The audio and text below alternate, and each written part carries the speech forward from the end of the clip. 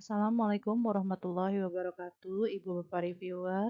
Di sini kami akan menjelaskan terkait hasil penelitian hibah Universitas Jenderal Ahmad Yani tahun anggaran 2022-2023. Adapun judul penelitian yang telah kami lakukan adalah About Diversity and Sustainability Finance through Green Intellectual Capital pada perusahaan manufaktur yang terdaftar di Bursa Efek Indonesia periode 2018 sampai dengan 2022.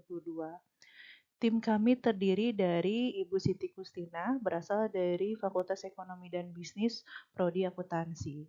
Saya, Novi Susiani, berasal dari Fakultas Ekonomi dan Bisnis, Prodi Manajemen, dan Ibu Marlina berasal dari Fakultas Ekonomi dan Bisnis, Prodi Akuntansi.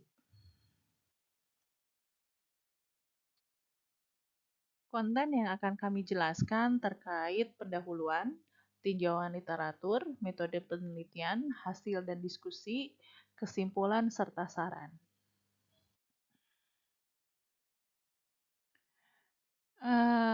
Pertama-tama saya akan menjelaskan terkait introduction dari penelitian yang telah kami lakukan atau latar belakang dari penelitian ini.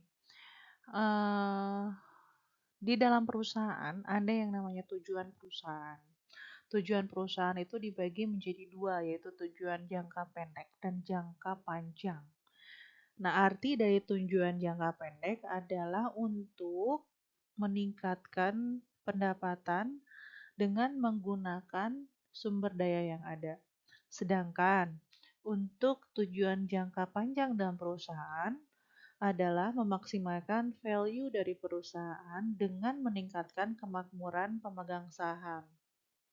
Nah, dengan banyaknya kompetitor bisnis yang muncul mengakibatkan persaingan bisnis yang berubah-ubah. Oleh karena itu, sampai titik memaksimumkan investor untuk berinvestasi pada perusahaannya, maka perusahaan penting untuk meningkatkan kemakmuran investor atau pemegang saham. Nah, di sini tetapi perusahaan juga bukan hanya meningkatkan value perusahaan, tetapi perusahaan juga mempunyai kewajiban, yaitu kewajiban untuk memperhatikan dampak lingkungan operasional perusahaannya, gitu ya. Nah, sejalan dengan tujuan presiden untuk memperbaiki atau melindungi lingkungan perekonomian di Indonesia.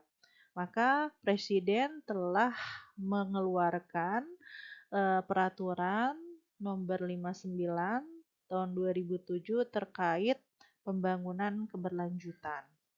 Dan tahun itu juga Otoritas Jasa Keuangan tahun 2017 nomor 51 tentang Sustainability Finance yang wajib seluruh jasa keuangan emiten di Indonesia untuk memiliki rencana aksi keuangan berkelanjutan dan menerbitkan Sustainability Report agar kinerja ekonomi, sosial, dan lingkungan sejatinya mempunyai karakteristik yang berbeda. Sustainability finance merupakan sebuah pendekatan baru yang mempertimbangkan faktor lingkungan atau perubahan iklim dan faktor sosial yang dapat meningkatkan resiko keuangan bagi lembaga-lembaga keuangan. Pada perkembangannya, sustainability finance bukan hanya berlaku pada sektor keuangan saja, tapi bisa merambah kepada sektor lainnya seperti sektor manufaktur.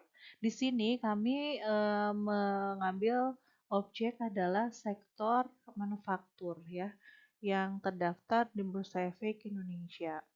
Dan melihat sektor manufaktur dipengaruhi oleh saham-saham big cap, maka kami sangat concern gitu terhadap sektor manufaktur sebagai objeknya. Karena di satu sisi sektor manufaktur itu berkewajiban melindungi lingkungan sekitar karena di situ ada proses produksi. Nah, oleh karena itu kami melihat fenomena yang terjadi, kami membuat penelitian ini dengan latar belakang sebagai judul kami gitu ya, yaitu Award Diversity Sustainability Finance through Green Intellectual Capital. Tinjauan pustaka yang kami ambil atau literatur review yang kami ambil dari buku dan beberapa jurnal sebagai referensi. Yang pertama, melihat keragaman About Diversity dari bukunya Robin and Judge tahun 2015. Menurut Robin, keberagaman ada dua.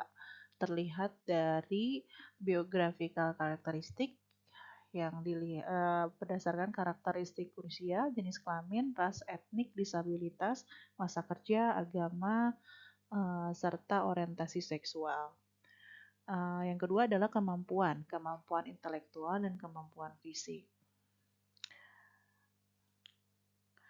Menurut Stewart, intelektual kapital dikonsepkan adalah pengetahuan atau informasi dan kekayaan intelektual dan pengalaman yang dapat digunakan untuk menghasilkan pendapat. Menurut Stewart. Menurut Bontis, yaitu intelektual dibagi tiga, yaitu human capital, struktur modal, sama relationship capital.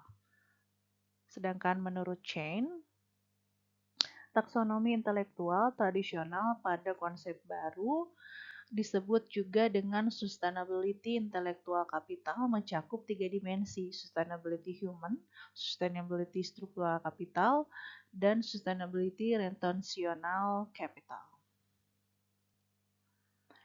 Sedangkan green intelektual adalah mengacu pada penelitian sebelumnya intelektual kapital. Penelitian ini mengusulkan konstruk baru, novel baru terkait green intellectual capital sesuai dengan tren ketat mengenai peraturan lingkungan internasional yang populer mengenai kesadaran lingkungan konsumen dan di dunia dan diidentifikasi sebagai total saham dari jenis semua aset tidak berwujud, pengetahuan kemampuan, dan hubungan lain-lainnya.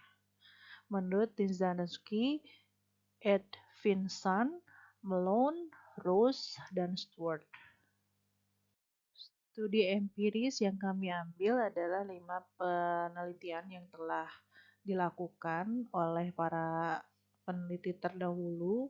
Yang pertama adalah oleh Bayes tahun 2021 yang berjudul About Characteristic Intellectual Capital Performance, Empirical Evidence to Bahrain Commercial Bank. Jadi kesimpulannya bahwa terdapat hubungan signifikan antara karakter dewan direksi dan intellectual capital performance di bank-bank komersial Bahrain.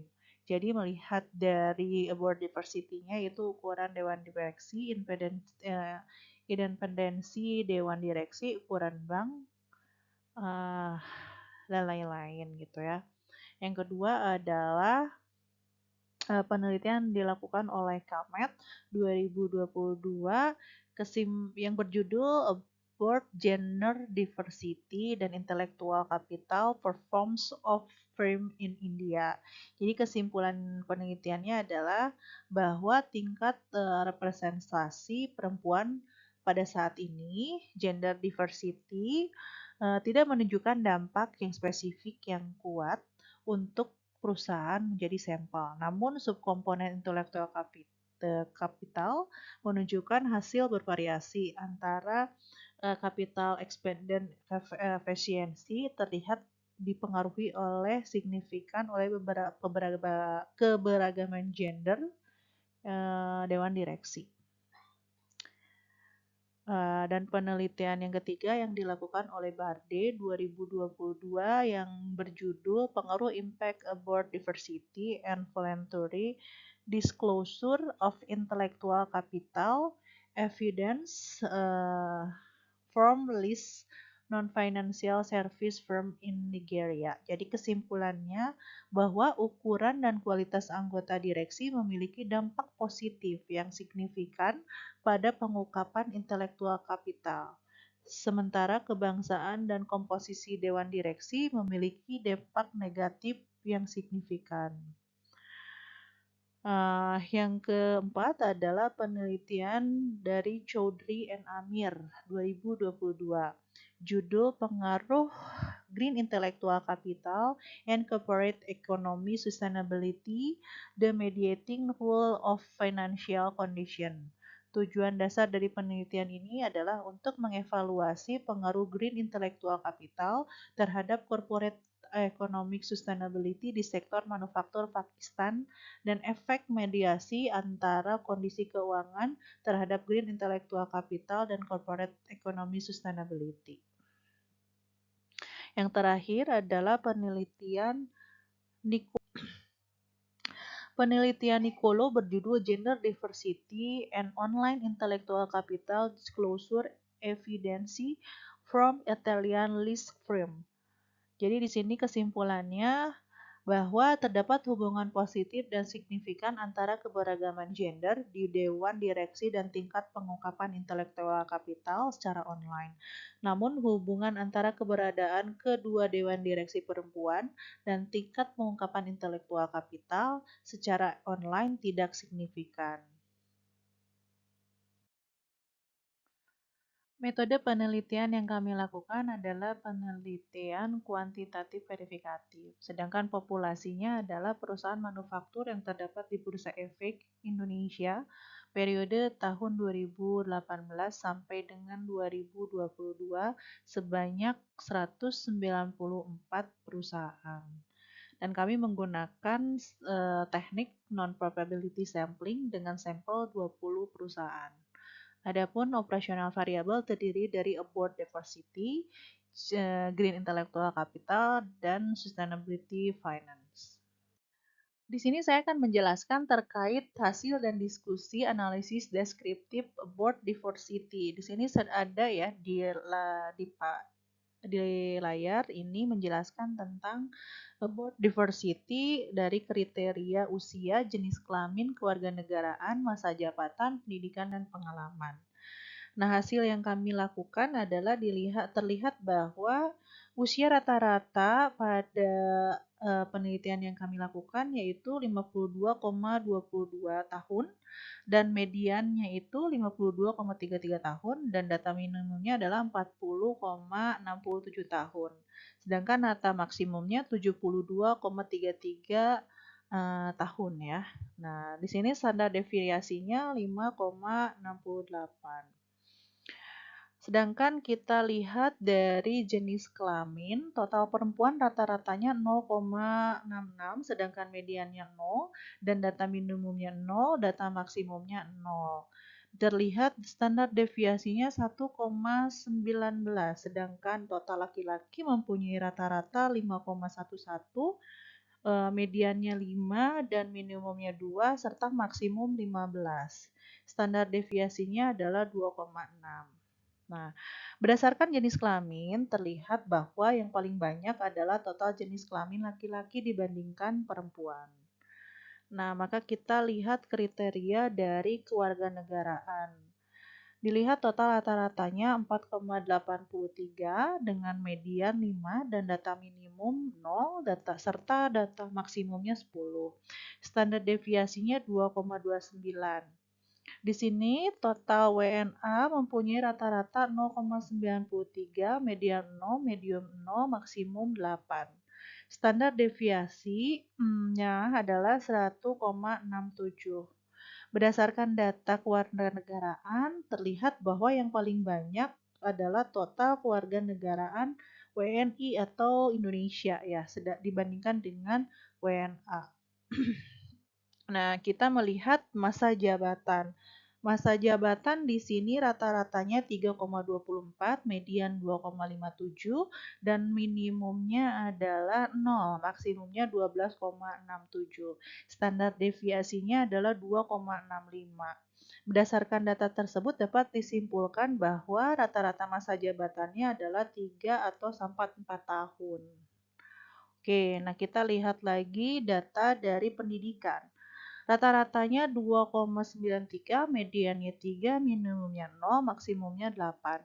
Standar deviasinya 2,06. Sedangkan total untuk S2 mempunyai rata-rata 2,87, median 2, minimum 0, maksimum 7, standar deviasinya 2,15. Sedangkan untuk S3 mempunyai rata-rata 0,2, medium 0, minimum 0, maksimum 10. Standar deviasinya 0,14. Berdasarkan data pendidikan bahwa dapat disimpulkan yang paling banyak adalah total pendidikan lebih banyak S1 dibandingkan S2 dan S3. Sedangkan dilihat dari pengalaman. Di sini pengalaman memiliki rata-rata 5,14, median 4,13, data minimum 0,33, maksimum 18,33.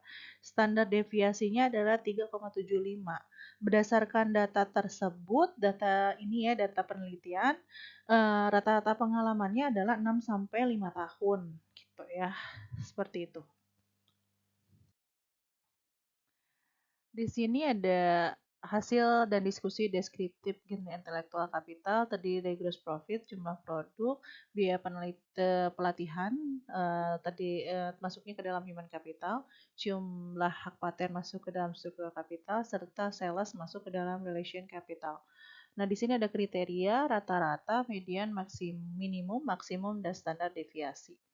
Nah, minimum dari gross profit adalah 110 miliar 108 juta 711.011 rupiah minus. Nah, sedangkan maksimum 11 triliun 704 miliar 66 juta 436.276 rupiah. Sedangkan standar deviasinya adalah 2 triliun 374 miliar 209 juta 553.740 rupiah. Nah, sedangkan jumlah produknya dilihat rata-rata menghasilkan minimum produk, maksimum produknya adalah 231 produk dan standar deviasinya adalah 26,68 produk. Sedangkan biaya pelatihan yang dikeluarkan minimum 0, maksimumnya adalah 25 miliar 554 juta 508.600 rupiah. Sedangkan standar deviasinya adalah 4 miliar 899.345.084 rupiah. Sedangkan hak cipta yang digunakan atau yang dipublikasikan minimum 0, maksimum 1, standar deviasinya 0,1. Sedangkan dilihat dari penjualan minimumnya adalah 175.046 rupiah. Sedangkan maksimum salesnya adalah 28 triliun 933 miliar 502 juta 646.719 rupiah. Sedangkan standar deviasinya adalah 5 triliun 596 miliar 871.111.519 rupiah. Di sini dari analisis deskriptif sustainability finance kami mengambil dua variabel yaitu dua rasio yaitu ROCE merupakan ukuran kinerja perusahaan yang digunakan untuk mengukur kemampuan perusahaan dalam menghasilkan laba berdasarkan modal yang dimiliki dengan hitungan laba operasi bersih dibagi aset lancar dikurangi hutang lancar. Sedangkan yang kedua kami ambil rasio ekuitas merupakan analisis kinerja perusahaan berdasarkan perspektif keuangan yang digunakan mengukur kemampuan untuk menilai kesehatan keuangan pada sebuah perusahaan dengan rumus total hutang dibagi ekuitas. Nah, di layar kita bisa melihat bahwa ada kriteria rata-rata, median, minimum, maksimum, dan standar deviasi. Nah, minimum untuk ROCE yaitu minus 3,11, sedangkan rasio ekuitas adalah minus 3,434. Sedangkan maksimum adalah 3,84, untuk rasio ekuitas 16,765. Sedangkan standar deviasi 0,862 dan untuk rasio ekuitas 2,176. Di sini saya akan menjelaskan terkait hasil struktur model. ada gambar model standarisasi sama model t-value, di mana gambar ini menjelaskan bahwa persamaan sustainability sama dengan minus 0,023 dikali about diversity ditambah 0,110 green intellectual capital dengan error variabel 0,985, koefisien determinan 0,015. Berdasarkan persamaan tersebut, dapat disimpulkan bahwa nilai determinasi atau koefisien determinasi sustainability finance adalah 0,015. Artinya sustainability finance dipengaruhi variabel over diversity dan green capital intelektual sebesar 1,15%. Sedangkan sisanya dipengaruhi oleh faktor lain yang tidak diteliti yaitu 0,985 atau 98,5%. Koefisien jalur abort diversity adalah 0,023 dengan arah negatif, artinya terdapat hubungan yang berbeda arah jika abort diversity meningkat satu satuan, maka sustainability finance akan menurunkan sebesar 0,023 satuan. Yang ketiga, koefisien jalur green intellectual capital dengan tingkat 0,110 dengan arah negatif, artinya hubungan antara berbeda arah. Jika green intellectual capital meningkat satu satuan, maka sustainability akan menurun sebesar 0,110. Di sini saya akan menjelaskan predictive relevance, ada tabel terkait sustainability finance ya. Di sini bisa dijelaskan terlihat dari tabel bahwa sustainability finance sebesar 0,0469 yang artinya bahwa relevansi sudah memenuhi standar relevansi di mana model sudah direkonstruksi dengan baik. Sedangkan hasil dari determinan koefisien determinasi terlihat bahwa variabel sustainability sebesar 0,015 di kategori lemah, artinya sustainability finance dipengaruhi oleh abort diversity dan green intellectual capital sebesar 1,15. Sedangkan sisanya dipengaruhi oleh faktor lain yang tidak diteliti dalam penelitian ini. Sedangkan koefisien determinal intelektual kapital sebesar 0,16 berada di kategori lemah, artinya green intellectual capital dipengaruhi abort diversity sebesar 21,6%, sedangkan sisanya dipengaruhi faktor lain yang diteliti. Di sini saya akan menjelaskan pengujian hipotesis bootstrapping atau path analysis. Di sini ada gambar hasil intermodel sama tabel signifikansi. Di mana pengujian hipotesis digunakan menguji untuk tidak pengaruh variabel ekstogen terhadap variabel endogen. Nah, di sini menyatakan bahwa apabila T statistik lebih besar T tabel 1,98 dan p-value lebih kecil signifikan alfa 5% atau 0,05, maka dinyatakan ada pengaruh signifikan antara variabel ekstogen dengan variabel endogen. Hasil pengujiannya seperti ini ya gambarnya. Nah, maka dapat disimpulkan hipotesisnya tidak ada pengaruh variabel endogen terhadap ekstogen karena kriteria pengujiannya ini lebih besar T tabel gitu ya. Nah, sedangkan tabel signifikan menjelaskan bahwa di sini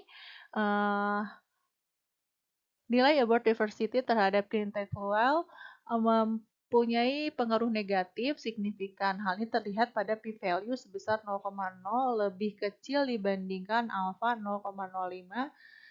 Sedangkan abort diversity terhadap sustainability finance mempunyai pengaruh negatif, tidak signifikan. Sedangkan green intellectual capital mempunyai pengaruh positif, tidak signifikan terhadap sustainability finance. Hal ini terlihat dari p-value yang mempunyai nilai 0,0 lebih besar dari alfa 0,05. Pembahasan hipotesis yang pertama adalah pengaruh about diversity terhadap green intellectual capital dengan hasil yang tertera pada tabel di atas sebelumnya ya, bahwa jalur koefisien about diversity terhadap green intellectual adalah 0,468 dengan arah negatif, artinya terhadap hubungan yang berlawanan antara about diversity dengan green intellectual capital.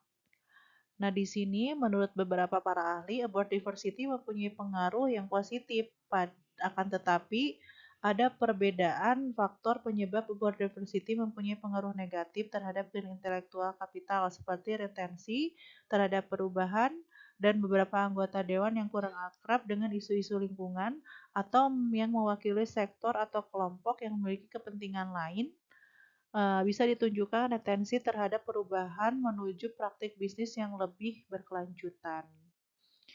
Nah, seperti itu. Sedangkan untuk hipotesis yang kedua adalah pengaruh langsung about diversity terhadap sustainability finance. 12 kali lebih besar terdapat gangguan stabilitas organisasi, perubahan yang terlalu sering dan drastis dapat merusak kontinuitas dari fokus agenda keberlanjutan. Nah, di sini kurang pemahaman tentang isu keberlanjutan dan juga hambatan sustainability perusahaan, khususnya dilihat dari aspek keuangan perusahaan. Nah, sedangkan hipotesis yang kedua, pengaruh about diversity terhadap sustainability finance melalui green intellectual.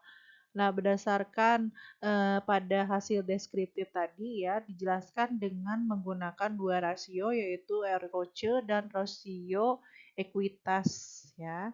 Berdasarkan hasil tersebut diartikan bahwa pengaruh tidak langsung terhadap board diversity, pengaruh tidak langsung ke board diversity terhadap sustainability finance melalui green intellectual capital terlihat dari V-value dari hasil kurangnya V-value lebih besar dari alfa 0,05. Maka dapat disimpulkan green intellectual capital tidak dimoderasi pengaruh board diversity terhadap sustainability finance. Hasil penelitian ini sejalan dan didukung penelitian-penelitian yang dilakukan oleh Choudhury Almin ya, seperti itu. Dan peneliti lainnya. Berdasarkan hasil penelitian dan pembahasan dapat disimpulkan ada 6 simpulan. Yang pertama dilihat dari about diversity pada perusahaan-perusahaan manufaktur yang terdaftar di Bursa Efek Indonesia tahun 2018 sampai dengan tahun 2022. Pada umumnya usia berkisar antara 52 sampai 53 tahun. Dan dilihat dari jenis kelamin umumnya dijabat oleh laki-laki dan kewarganegaraan pada umumnya warga Indonesia dan berdasarkan pada masa jabatan umumnya 3 sampai 4 tahun dan jenjang pendidikan pada umumnya berjenjang sarjana atau S1 berdasarkan pengalaman menjabat sebagai dewan direksi pada umumnya 5 sampai 6 tahun.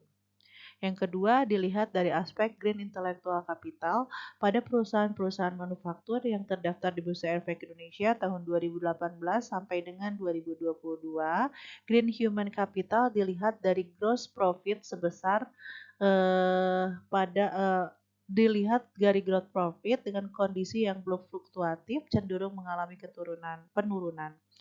Berdasarkan pada green structural capital, pemilikan hak paten pada perusahaan manufaktur belum merata atau belum optimal dan dilihat dari green relational capital berada pada kondisi juga yang belum optimal. Yang ketiga dilihat dari aspek sustainability finance pada perusahaan manufaktur yang terdaftar di Bursa Efek Indonesia periode 2018 sampai dengan 2022, pencapaian ROCE dan berada pada kondisi kurang baik, serta dilihat dari rasio ekuitas, kondisinya kurang baik juga. Nah, dilihat dari aspek about diversity berpengaruh negatif dan signifikan secara langsung terhadap sustainability finance. Yang kelima, green intellectual capital tidak berpengaruh secara signifikan terhadap sustainability finance. Yang keenam, green intellectual capital tidak memediasi board diversity terhadap sustainability finance. Rencana penelitian lanjutan, kami akan merencanakan penelitian selanjutnya dengan meneliti bagaimana sustainability finance dapat mempengaruhi keputusan investor untuk menentukan keputusan mereka dalam berinvestasi. Yang kedua, sustainability yang kuat dapat menjadi sumber informasi relevan bagi investor untuk menentukan keputusan berinvestasi yang tepat. Yang kedua, sustainability yang kuat yang dimiliki oleh perusahaan-perusahaan akan menjadi salah satu faktor tercapainya tujuan pembangunan yang berkelanjutan di Indonesia, khususnya aspek atau kriteria kesejahteraan masyarakat. Terima kasih. Demikian paparan hasil penelitian yang kami lakukan. Semoga penelitian ini bermanfaat bagi penelitian yang lainnya yang meneliti terkait about diversity, intellectual capital, dan green intellectual capital. Assalamualaikum warahmatullahi wabarakatuh.